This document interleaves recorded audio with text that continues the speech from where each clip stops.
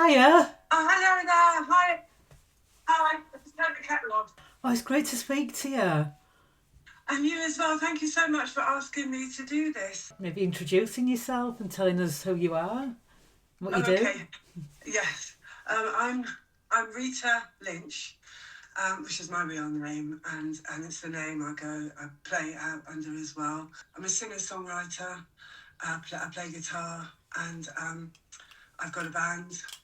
I play gigs regularly with my band. Sometimes I do solo gigs as well, just with me and either acoustic guitar or electric, depending on the gig. A couple of weeks ago, I played the Eastern Punk Festival, and I was doing that as a solo act. So I played electric guitar for that just to give me a little bit more power because everybody else was full bands, just to kind of hold my own. I'm also a backing vocalist in a Bristol band, an art pop band called the Blue Aeroplanes. I play backing vocal and some guitar in that band as well. Um, and I play, every now and again, I do a song with an orchestra called the Fantasy Orchestra. And I did a show with them on Sunday where I did one of my songs.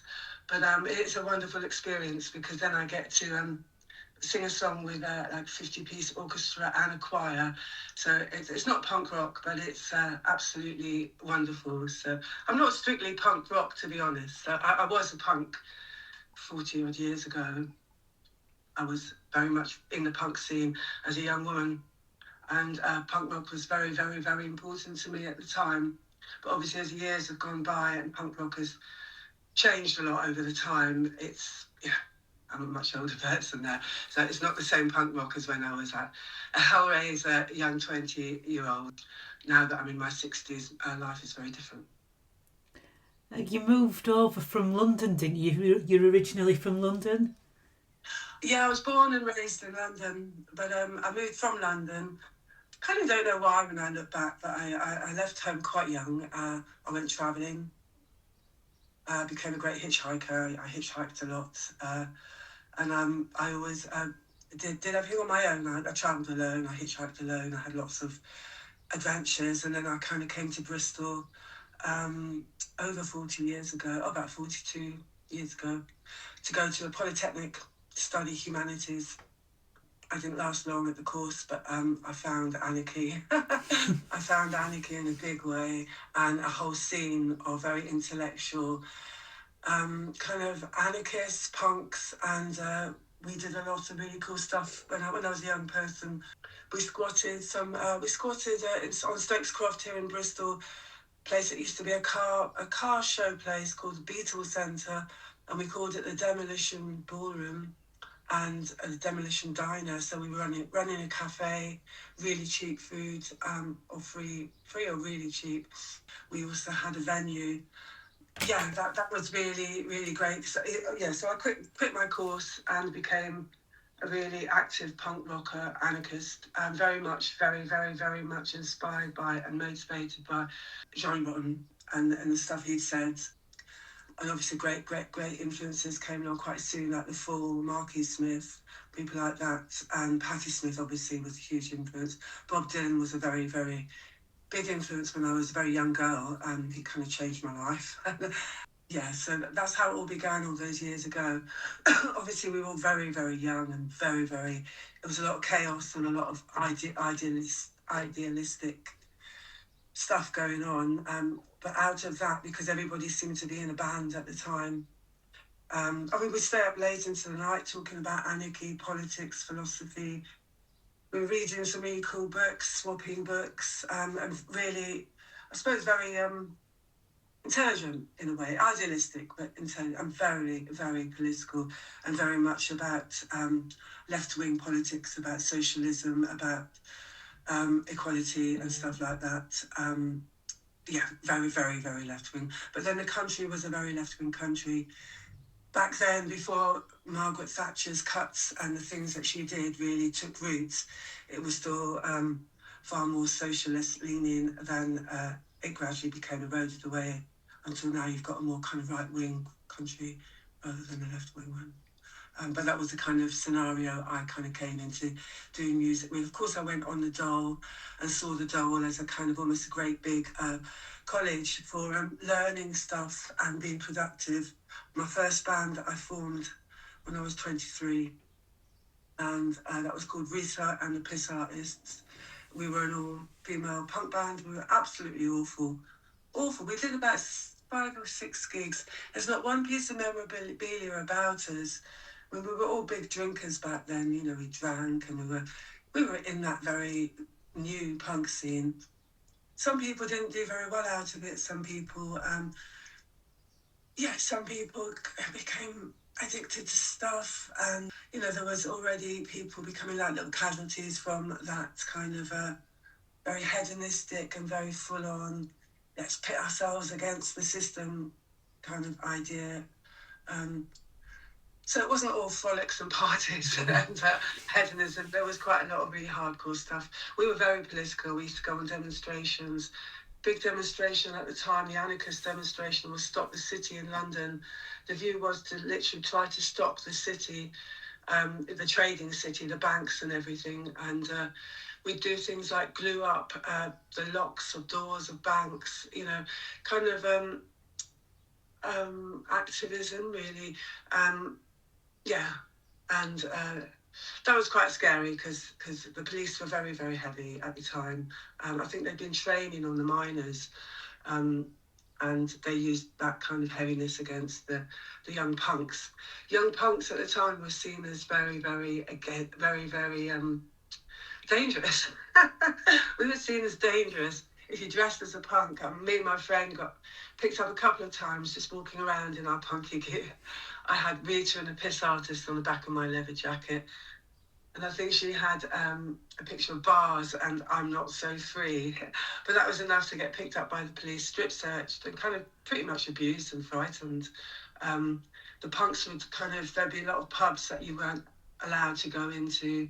So there'd be pubs that would be friendly for the punks, and we'd tend to all meet up in these pubs. You wouldn't go into the town centre at the weekend because you'd probably get beaten up for looking like a punk. So yeah, punk now is very much a fashion kind of symbol, and to be honest, I don't really think it means very much now. It's obviously open to debate, but it's something that happened quite a long time ago, and the way it's filtered down now, I'm not sure, because it meant being political and it meant putting yourself out to help make the world a better place. How old were you when you were sort of focused on by the police and strip searched and About 20, 21, 22, 23.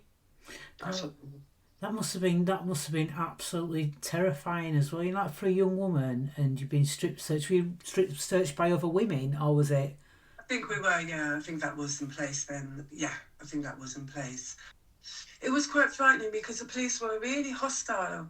And looking back, when I think about how young and really tender and innocent, really innocent we were, and kind of fragile, it's almost like they were beating up babies, you know. Yeah. I mean, really, it was quite shocking just for being punks. But then I suppose with Johnny Rotten, you'd had the whole scenario of when they first became famous, and Malcolm McLaren, I don't know, whatever was happening, he wasn't really paying them properly, and Johnny Rotten was taking buses, London buses, and he got very badly beaten up.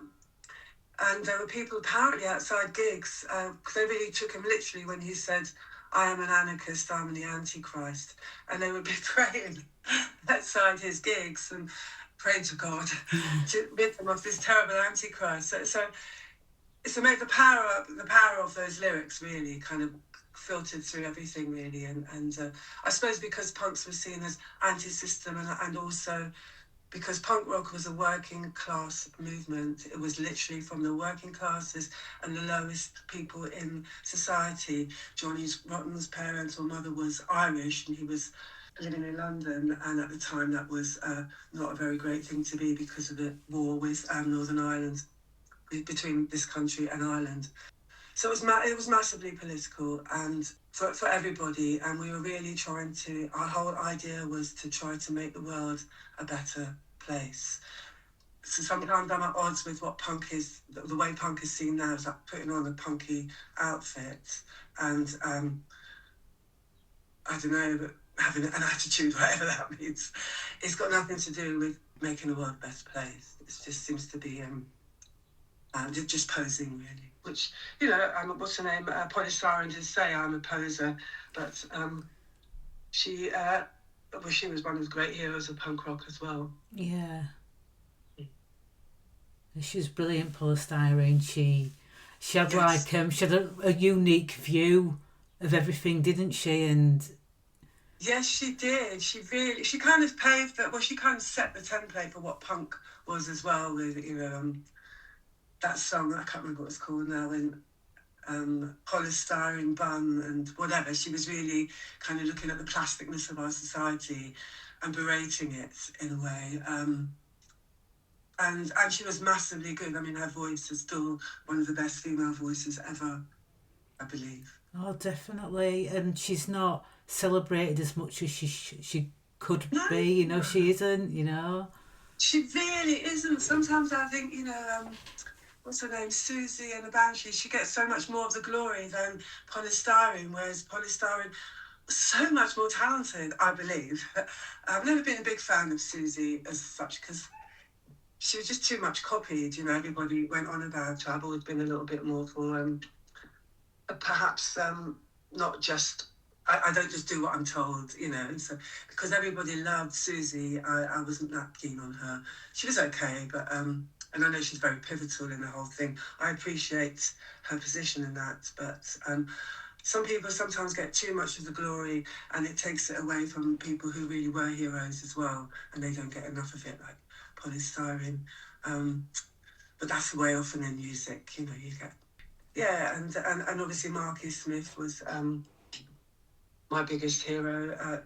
He continued to be a big hero to me until he died 2-3 years ago now, I think. Time goes so fast, but yeah, it does, doesn't it? It's too quick.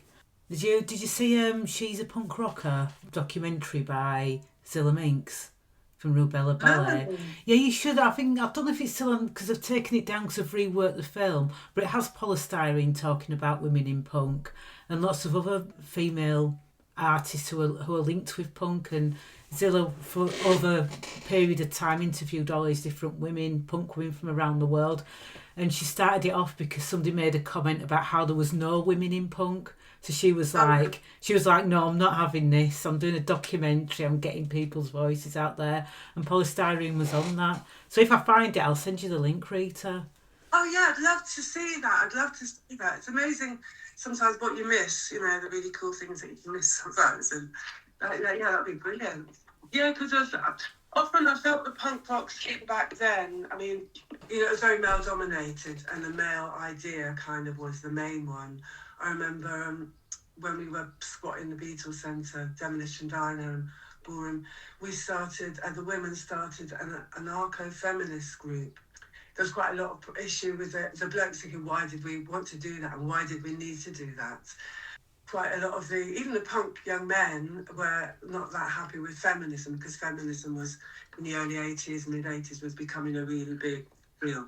A lot of the blokes were not that happy with it. I remember some of the younger punks would say, they had a little mantra that said, fuck a feminist today. So it wasn't necessarily a friendly place for female punks. And I find that even now, some of the old punk bands, very much stuck in time.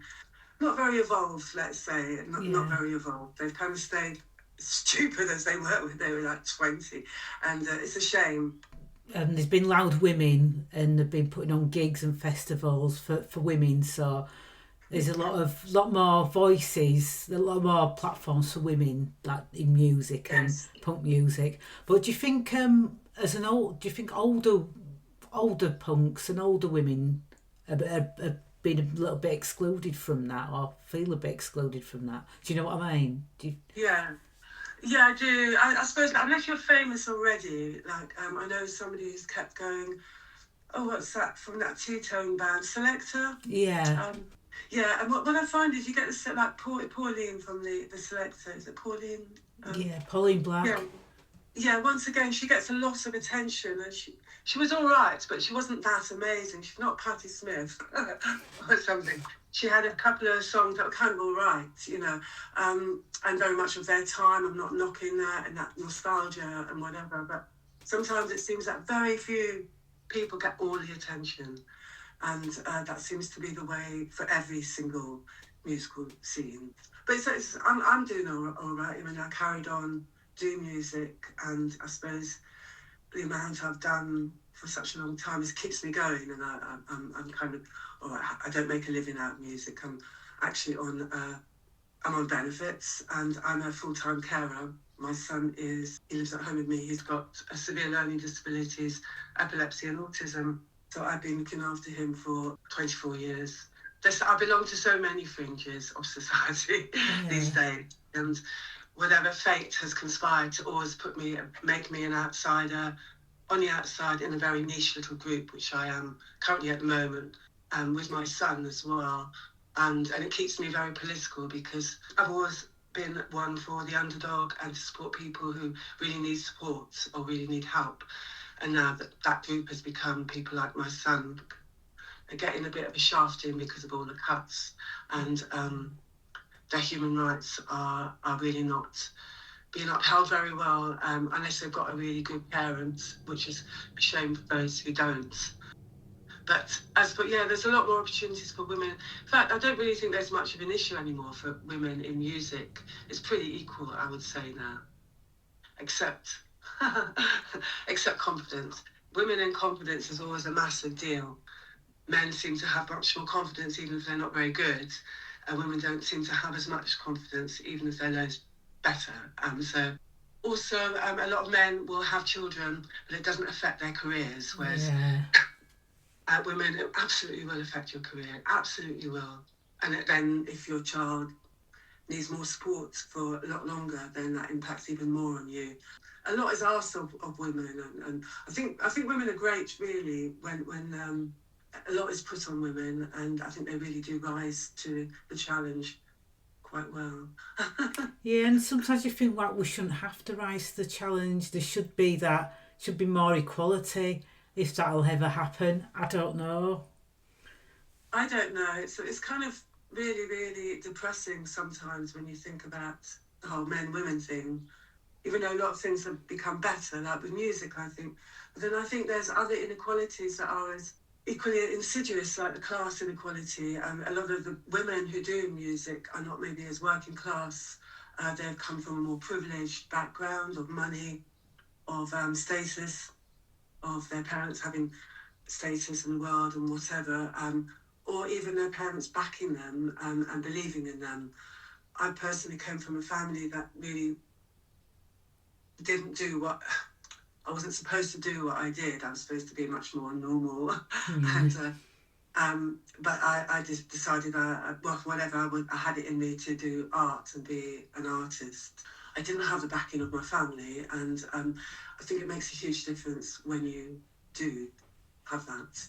But lots of people don't, for whatever reason. Sometimes it's cultural, and which is fine, but yeah, the class thing, and I think with women and men, there seems to be this age-old misogyny that we can't really seem to rise above. And I think for all our apparent and supposed equalities that we have in this country, because of the inequalities and terrible things that happen to women in other countries, kind of makes a little bit of a mockery, I think, of our what we have here, when we know that our fellow woman in another country is maybe being stoned, showing her face or something, or being bombed, her children being bombed.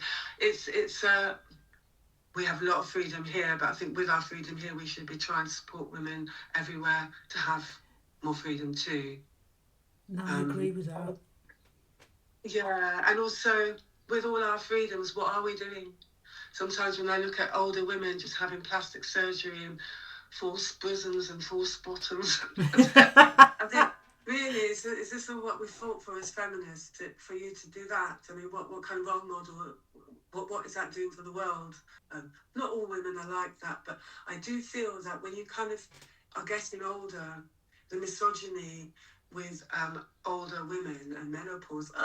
It's like everyone is like once again you're kind of you're looked down on for being an older person and an older woman. And then the message is a bit like, well, why didn't you die when you were young? And the message is dark, really, because surely it's should be commendable that you survived, that you're still alive, still doing stuff. But because we live in a patriarchal world, I suppose, where men still dictate, it's I find that a lot with my son, that fighting for his rights, that he's really the lowest of the low because he's got learning disabilities, and social care being what it is, people don't, I don't know, there's a huge prejudice towards him, but there's also a prejudice towards an older woman fighting for his rights.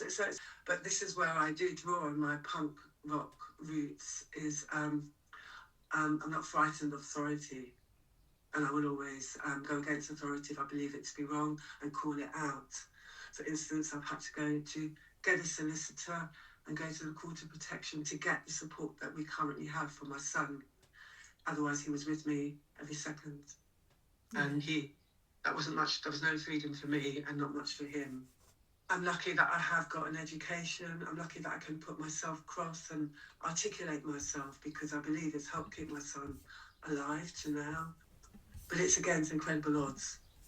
Yeah, I mean, be warned. It's it's kind of getting worse and worse because they're taking money all the time from social care. Whilst your son is still a child, he's protected by the laws of the child laws. As soon as your son becomes 18, it becomes the Wild West. And literally, it's like people are trying to get rid of them. I have actually been so frightened by the way social care have treated my son and myself that I have thought that they want him to die so they don't have to spend the money. And they'd like me out of the picture so that I don't keep on making them have to spend the money on him. And you're up against an incredible prejudice, which is, I don't think it's called out enough, the prejudice towards towards people who have got learning disabilities, because they are very different. It's the most different thing in the world is some neurotypical and somebody with significant learning disabilities. It's much more different than any nationality. And I think there's a huge prejudice that some people think their lives are not worth what is the point in their lives. There was a documentary I saw not long ago about, they want to bring in the assisted dying, about that. And of course, I'm really against that because of even during COVID times, people with learning disabilities, they went to hospital, they were putting signs to say, do not resuscitate. And that would be maybe young people. Yeah, there's huge prejudice because people don't think their lives are really worth it. And when it comes down to money and the amount of money that passes hands, say for my son, he costs a lot of money. I don't know why, because it doesn't really filter down to him all the time. It's because people are making money, because everything's about profits, because we live in a capitalist world, and care is a capitalist kind of profit making. I don't know how it can be, but it is. Love is the answer, really. I mean, because I adore my son, I absolutely adore him, I love him, and because of that, and because he's so vulnerable, then my compassion and my empathy are up there, and my love is up there, and then I just put everything else up there, and that's why I'm fighting. I'm fighting even now. We're back in court in August. You have to fight so hard. Yeah, you do. I mean, I was supposed to go to a tribunal for my youngest son to get his EHCP, but luckily I managed to get it sorted out. I think it's just because I was so determined and I stuck my heels in so much, and I spoke to that many people at the council. There's probably a picture of my face at the council. This woman's a nuisance, and I'm glad actually because It probably is. I've actually heard that social care look on people's social media to see what they're up to try to diminish parents so that they can not have to spend as much on the disabled child or young adult. It's a very, very frightening system. It's very frightening. But in between all of that, with my son, I've carried on doing music, and I've written quite a few albums over the years. I released another one earlier this year, and I want to start working on my next album. It's just time. My son takes up so much of my time, and as I'm getting a bit older, I haven't got the phenomenal energy I had when I was, say, 40. I'm now 64, Still got quite a lot of energy, but I can't burn the candle at both ends. But yeah, but music has been the thing really. And my son has come to my gigs, but he has epilepsy and he literally stopped the show one gig. So I'm a more I bring his carers and support so he doesn't come to all my gigs. He doesn't always want to. Yes, I've got a benefit at the end of June. That's a benefit for Gaza, for Palestine. So I do a lot of benefit gigs because I always kind of have, and it seems to make sense to put, if I can help in any way a good cause, then I might as well, because it's not like I get paid really for gigs, or hardly ever, or if I do, it might make up for the flyers I made or whatever, or maybe I can pay my band a little bit sometimes, but mostly I run on the gig economy, which is it's an alternative to capitalism. Yeah. But there's a lot of fundraisers as well, and you find that a lot of the money does go to Yeah, the, I do. Yeah, a lot of benefit gigs. Yeah, and sometimes they're great because they pull together different people. And so tell us more about your music, like getting how did you get your band together? How did you just because you do a lot of things on your own as well, so you're very much like the driving force. What I know you started Rita and the Piss Artist. yes. But how have you progressed? What really drove you? Was it like the politics? Was it like the passion? What? Well, yeah, Rita and the Piss Artist came and went quite quickly. But then I knew a lot of people, and there was a band at the time going. I knew that two blokes, a duo called God Bless You, and they were kind of a weird little, very avant-garde setup. And they asked me to join them for a one-off gig because in Rita and the Piss Artist, I played bass guitar and I didn't sing. I didn't know at the time that I had a voice that was that great. I just sing along to myself, but so I didn't sing. So this band, God Bless You, asked me to do a one-off gig with them and play bass. And then he said, would I join him to duet on one song? It was a Lou Reed cover called Pale Blue Eyes. And so I did this song. He did one verse, we did the chorus together, then I'd do a verse, and we did it like that.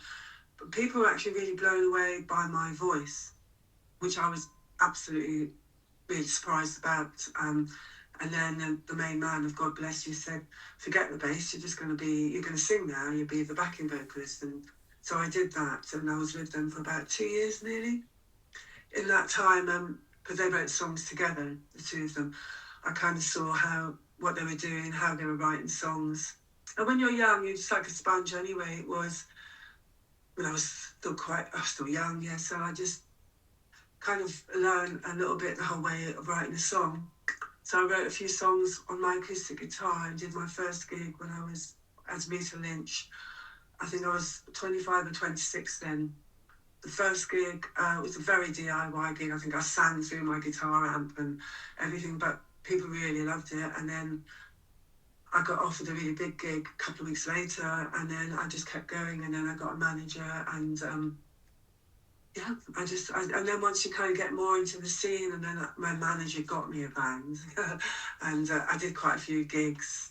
I did Gay Pride in London, which was a really big gig. And I did Venus Rising in Brixton, which used to be called The Fridge. And that was I think it was Venus Rising, women's only. I think it was the biggest women's only gig, I think at the time. I think maybe 2,000 women were there. So that really propelled me, all of that kept me going. And then, you kind of think you're going to get really famous, and then it doesn't quite work like that. It didn't work out like that for whatever reasons. But by then I was quite established in Bristol, and I got another band and met more people, and I just kind of kept going. About 15 years ago, my current drummer, John Langley, who is just a phenomenal drummer, probably the best drummer most people will ever see here. It's just phenomenal. He started playing with me, and that really rebooted me at the time. We played a lot, we jammed a lot, and he just really upped it. It kind of helped up my game in a way, and I started a very prolific time after that, and wrote quite a lot of albums.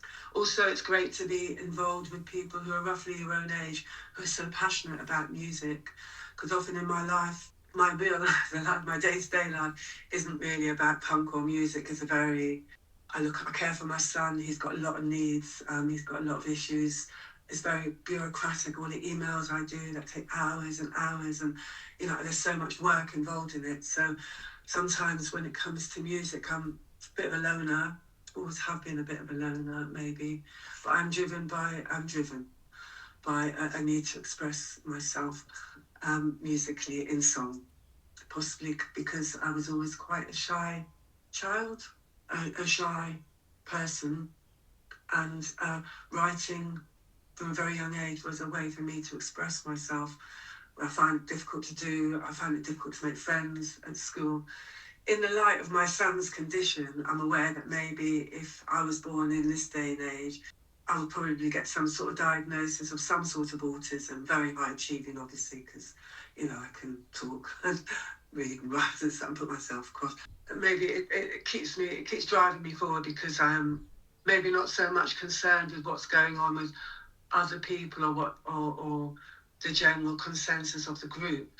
I kind of go my own way, which has been formed very much by the punk kind of ethos and political motivation, and also for myself, because I believe what I've got to say is worth hearing. Not all the time, but on the whole, I think sometimes I've got a good turn of phrase, and I think it's an important thing to put across. Really, to try to make the world a better place. I think that should be the purpose of all our lives until there is more equality in the world, and until there isn't so much unnecessary, needless suffering. We could do something, try to help, and I think everybody could do that. Also, I'm not really motivated so much by the making of money and needing to have lots of lovely things for me and pampering or luxury. Really not like that. But I'm lucky in that I'm well and I don't have any aches and pains and stuff, so I can. As a child, I was quite an unhealthy child. I used to get very bad asthma. Maybe because of that, I was very religious. My parents are Irish Catholic, so maybe because of that, I kind of thought about things at maybe a younger age, and a kind of service to my fellow man where I can. Not to be a mug, I don't want to give my money away to alcoholics and junkies on the street so they can buy more drugs and just die. Not in that way, but more in a way to, I don't know, call it out a little bit. I'm lucky. I'm alive and I've got somewhere to live. And because I have got that, I'd like to, where I can, do something good for other people, not just good for me. Up to a point, I think that kind of that self interest is the downfall of so many people. Yeah, I agree with that, actually. I think it is. I think people get lost in that, and I think that's probably where, society's gone wrong in a way. It's all this sort of, self-serving sort of attitude that I think's come up with the whole Margaret Thatcher thing. And that's where it started. At least me, myself, and I. Yeah, yes, very much. And you can buy your council house, so do, and I mean, really, that opened up the floodgates to so much more homelessness. And people do want to advance their lives, obviously, and stuff, but yeah, even advertising, like, because you're worth it. And I would say, really, are you worth it? What is worth it about you? You almost like say, what is it that's worth it? Because there's lots of people in the world, and it seems that some people seem to be more worth it than others. And I'd like to understand why. Yeah. Why? I'd like to know why as well. Because it's, Yes. And even listening to the new, the whole war in the kind of disintegration of Gaza and the horror of what's happening out there in Palestine, and seems to be that some people's lives are more worth it than others, and I don't understand why. I've always been against that kind of racial hatred in any form at all. So there's so many issues about it, isn't there? But coming back to this country, class, and inequality, and then you've got the women's thing. But because so many people talk about when in music, they go, "Oh, women in music, women in music." It's just a really boring subject, I find, these days, because there's lots of women who do music, and I believe there's enough platforms now for women, and in bands now it's quite common to see half male, half female. It's just really, all the stars are.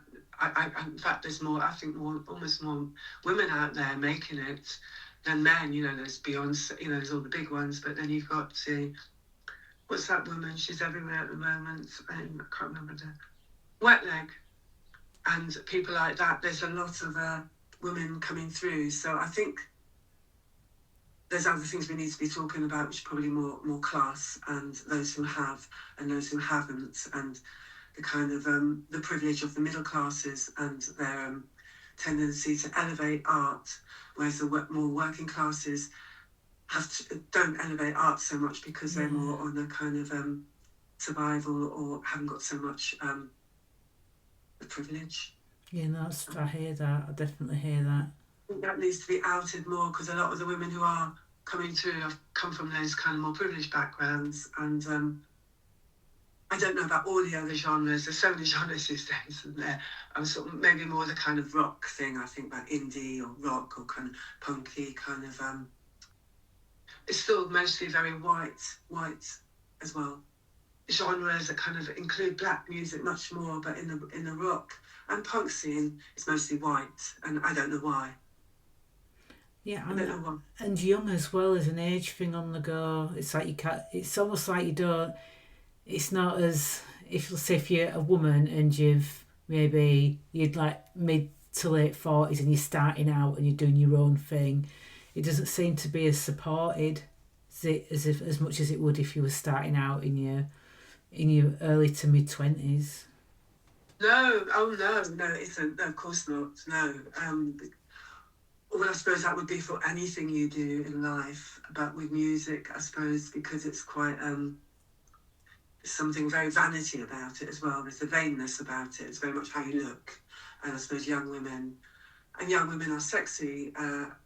Then older women, you could, in the eyes of the straight world, they are more of a sellable commodity than a woman in her early 40s or 50s, or in my case, 60s. Yeah.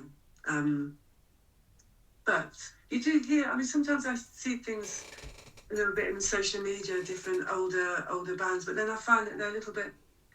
There's a kind of almost fetishizing of things, like when they talk about, maybe an older band coming together, they're talking about menopause, and I think, for God's sake, do you think it's the only subject older women talk about? Menopause. It is not. It's just, it's so, puts it down so much. I mean, or they're talking about, I don't know, kitchen sink, or being, it's just like 1970s, that is not what, it's kind of fetishizing of what an older woman is. Okay. She's almost like, she is the menopause. She can only be kind of seen in terms of that. And I'm kind of up against that as well, because older women can talk about lots of things, and they have a wisdom of their years, not just about menopause, for God's sake.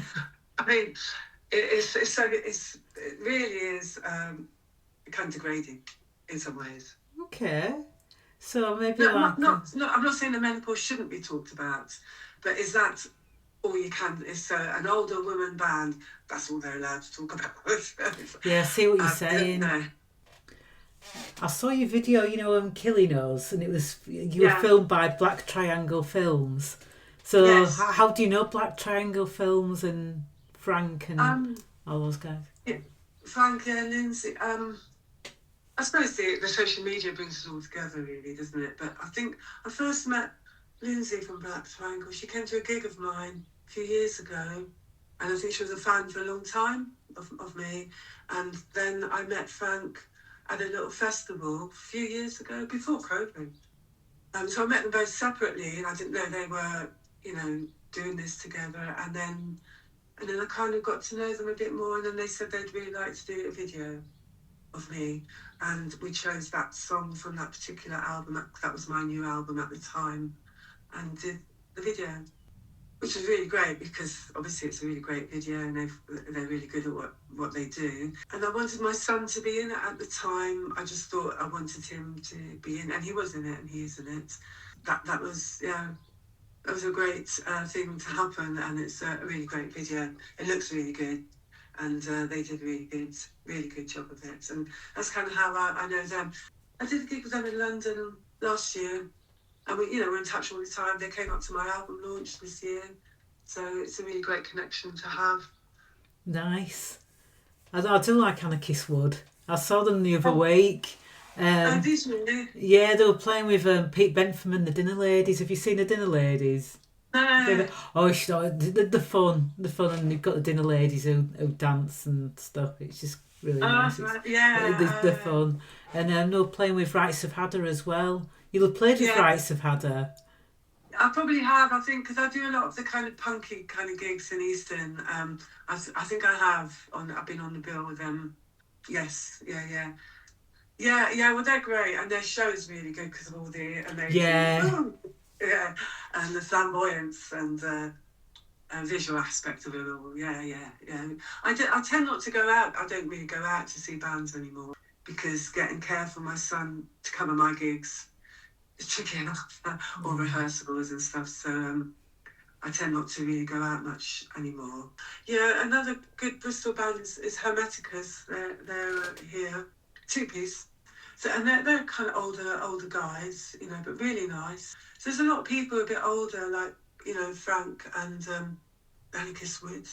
There's some really great bands out there. I mean, it's a shame I can't get out much, but then that is my life and I accept it completely. Yeah, so anyone doing music is a great thing, great to do music. It's a privilege and we're very lucky. Anyone who does music is very lucky to be able to do it. And I suppose we can do it because we live in a country that allows you, we're very lucky. Yeah, as you were saying as well, it's like, there's women who can't even show the face without being stoned. There's that kind of thing, and then the war in other countries and bombs and terrible poverty or famine. We're just, there's a lot of people, women, who could be doing music probably all around the world, but they will, in this lifetime, won't have that opportunity, and we have in spades. Yeah, we do. We're just so privileged, and sometimes you don't realise that you get lost in life and these little things that, that really aren't important in the scheme of things. I know. And you get so caught up in them, and it's like, it's never good enough, and I want that, and I need more, and but sometimes I kind of back off from it, and I think, I'm just so lucky. I've got guitars, I play, I can do gigs, I know how to do gigs, I can write songs, I've got a band, and sometimes I feel like the richest person in the world and the luckiest. But some people might look at me and think that I haven't made a success of my life because I'm on state benefits. That's my life. That's how the money I have to make things work, which is quite difficult when it comes to recording, because recording is pricey. I managed to keep being able to record, and that's the most expensive thing. And then that's why I don't do vinyl, because I just haven't got money to make vinyl. And I'm aware if I don't record the songs, then they don't really exist until you record them. So recording them is the most important thing, I suppose. It's just great, but that's why recording is so important, because when I die, I won't be able to make any more songs, but I will have left the songs in the world, and that is what I will leave behind, and that's really great. And that's why I try not to do too many songs that are just pap or just poppy or a bit nonsense, because it costs a lot of money to record them and a lot of effort and all the rest of it, and if it's just going to be rubbish, a nursery rhyme type thing, then I can't really be bothered that much with it. But obviously you want people to listen to and enjoy your music, and over the decades, I suppose people's attention span, I believe, has become smaller, because a lot to do with social media, and now you've got reels of like 10, 20, 30 seconds. So people can't take much literature, they like visual, and then it's all like, so you want something to be immediate, come across to people in a way they can understand it and listen to it. So you don't want to go against your time, but also you can have, say some, you know, you can be trying to have a bit of a message that could be worthwhile for someone to hear and be positive and maybe even helpful. Because sometimes I've heard a song kind of change the course of my life a little bit. Sometimes a lyric can change your life. Yeah, it can. It really can. It can really mean something and touch you in a way that, you know, just having other things can't, and it's hard to explain. Yeah, it's hard to explain, and sometimes to one person that lyric they might think, oh, it doesn't mean much to them, but it maybe does to you, and it changes you a little bit, and that's the beauty of art. But music can change your life, and it can change how you're feeling, and it can give you a lift up. It can make you cry, and apparently crying is quite good for you. You release tension and everything with tears. I think they say adrenaline or cortisol can come out in tears, so it's a good way to kind of, you know, release issues.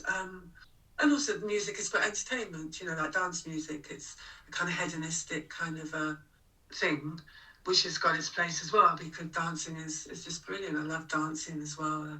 I love a lot of dance music too, but it's a different kind of thing, dance music.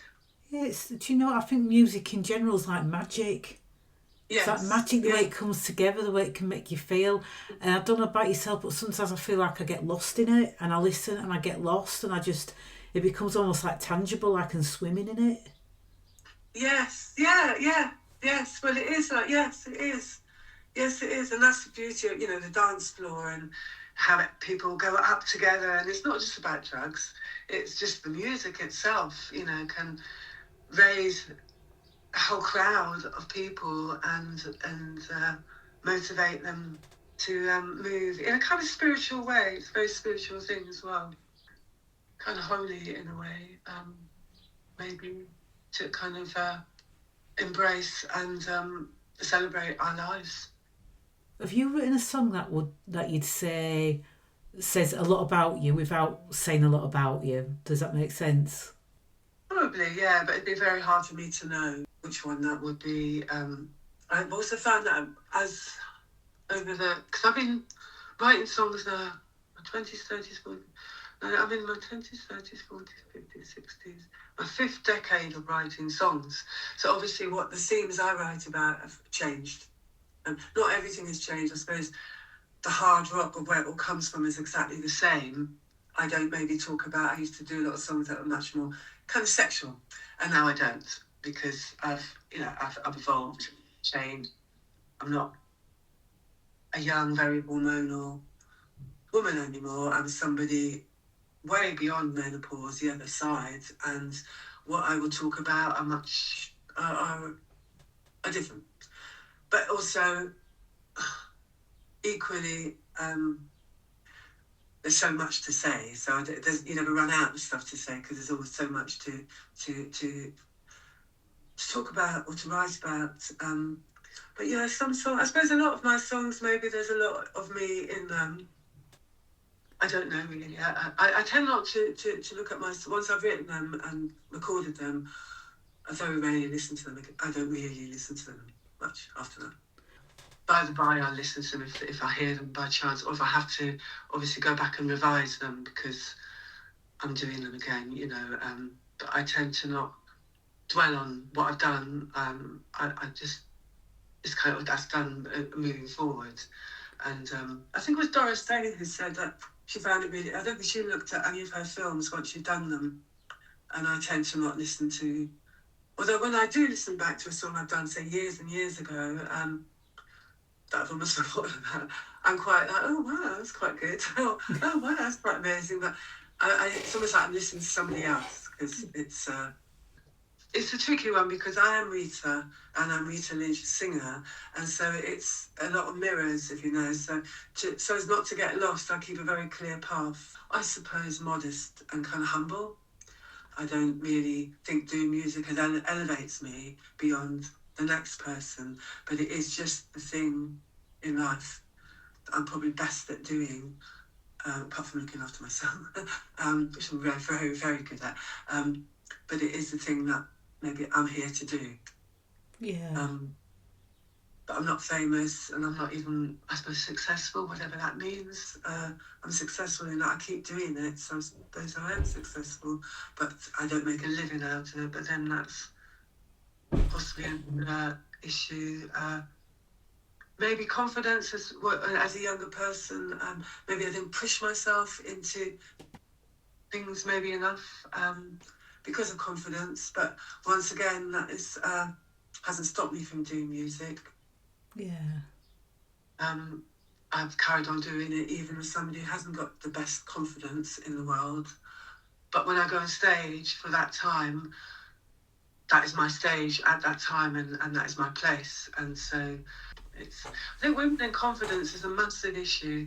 I think you're right there. I think women in confidence is a massive issue, and I know with myself, I feel like I was brought up to like keep my mouth shut and not be too loud and all that sort of thing, and you kind of grow up just when you want to do things like get on stage and sing in a way that like you've done it or I've done it, you just kind of you're almost like you're fighting against what you've been brought up to believe you should be. It's like there's that and there's the confidence, and it's almost like you're fighting against yourself just to be there. Yes, you really, really are. And I often think if I hadn't been doing music for such a long time, there's no way I'd have the confidence to start doing it now. Just no way. There's just no way I would contemplate it. I mean, even sometimes I sort of think, oh my God, I'm going on stage. How can I do it? How can I do it? But it's just because of the decades of having done it that I'm able to do it. Also, another thing is people like me, punk rock allowed me to get into doing music. If it wasn't for punk rock, a working class, young, shy girl like me from a very poor background that did not culturally embrace kind of art in that way, but I wouldn't have had a look in, and nor would a lot of us punk people from less privileged backgrounds. Punk rock was a blip in time back then. That really almost, it was an elevating of the working class kind of underdog a little bit more, and allowed us that little window in, and I jumped in through that window, and that was my in. And now everything's different. Punk rock has become, I don't even know what it is. It just seems to be a word that's bandied around, that everyone's got their own personal idea of what it is, opinion of what it is, and we all have our own personal relationship with it, like God. Yeah, it just seems to have got a bit broader since the social media, since like a MySpace, for example, started up. Because I was before, it was a different landscape to as it is now, and it's probably a different landscape to as it was in the late 70s. And I think now it seems to be you've got more access to it. Maybe like it was very much like like myself, I was very much an outsider, and it's kind of other outsiders would go to meet and feel maybe a part of something, even if you still felt like an outsider amongst outsiders. But now it's almost like anyone can just like go, oh, I'm a punk rocker and I like punk, and be involved, which is good in some ways, but in other ways it's kind of good, but it needs to be seen for what it is. It's good, like you could say I'm a punk rocker, or I'm a grime, or I don't know, any kind of genre. Yeah, it's just changed a lot, and I'm not to put down young people getting into punk. Obviously, it's just that it's just very, very, very, very different, because it used to be, I thought, a place for the misfits. When I first got involved. When I first took to punk, I was very, very young, maybe just after the Jubilee, which was, I think that was the Queen's Jubilee, was that 76? I think it was 77. 77, that's right, 77. And that's kind of when the whole kind of Sex Pistols thing started. Maybe a little bit after that, I kind of became very influenced by punk, because I was a misfit, because I was a bit of a loner, because I found the world very alienating, and even at school, I didn't have many friends. So punk rock was a lifeline. It came along and it appealed to people like me. And it seemed to be purpose-made for people like me to give me that little lift up. And I felt it was almost for people, there was something a little bit damaged or wrong with you, but not wrong as such, but it's people who didn't fit in. And because I have a family, 2 sisters, and they didn't get into it like I did, but I needed that because maybe I had a lacking of other things, and I felt it was there to give you something that because you had an issue. I even felt like writing songs in a way came from a kind of deficit because I found it hard maybe to talk in public. Yeah. And so it was a place for people, who needed that extra thing. And now it's become another thing again. It's a kind of glamorousness for people who've already got everything and they want a little bit more. And I suppose it's just a different world now. It's just very, very, and not to put down young people getting into it. It's great. It's better than getting into, I don't know, the National Front or something. Oh, good, yeah. Evil and hideous is much better to get into that. But it is not what it used to be, which was a place for misfits, for the weirdos, for the people who didn't fit in, to have a feeling that they could belong somewhere and have something of their own and meet other people who felt that they didn't kind of fit in as well. And that was, I think, the first punk, I felt that's what it was for. But maybe I was wrong because on the other hand, there's a whole glamorousness that comes with it as well, like the Susie and the Banshees thing. Just seems to represent the kind of glamorousness of punk. Whereas Johnny Rotten seemed to represent the kind of working class hero, the working class hero kind of idea of punk. And he pretty much single-handedly, Johnny Rotten made punk I suppose you could say Malcolm McLaren masterminded it, but Johnny Rotten made it what it became at that time. I know what he is now is a different person, but at the time, he was a great hero, I think, for that. Sometimes there seems to be a punk rock attitude these days as be nasty to people who aren't punks or to kind of put them down or whatever, but it's really, you should be trying to elevate people who haven't got much, put them down. Yeah, I hear what you're saying now. I think maybe punk is helping people and, benefits and raising awareness for things as well, raising awareness in a community space, Yeah. And it's given me, like I've learned things from going to gigs, even from being very young and going to community spaces and squats where I'd have access to information that I wouldn't have access to in a library, or I'd learn about things and learn about movements and learn about struggles in other countries, and that's because just all that mix. And being able to squat was a wonderful thing, really, because you did meet up with all sorts of people. It was very educational. It's a shame that squatting has kind of gone in that way. I know you can still squat some places, but not as much. It is great. And also the punk ethos is very much about putting on benefit gigs. There's a DIY approach to it. My next gig, this one, is a kind of very much a DIY gig. And it's free to get in, which is very unusual. There is an ethos within punk that allows certain things, and it's still very much there, and it's still carried through. And I must admit, from the Eastern Punk Festival, which just a couple of weeks ago, all the people coming together for that, and I think that was a benefit gig as well for Gaza, which was great. So they're very aware in that scene of coming together to help raise money for causes, and which is great, which maybe isn't so much in some of the other kind of music scenes, which seem to be very much about status and profit. I thought of it. This is the phrase: art should comfort the disturbed and disturb the comfortable. It's really good, isn't it? Okay. Okay, Rita, and thank you. And I'll let you go, and I shall be in touch. Brilliant. So lovely to meet you, Marie, and hopefully see you soon. See you soon. Bye, Rita. Bye. Bye-bye. Thank you for listening to Punk Rock Creators Podcast, and we'll see you next time. Bye.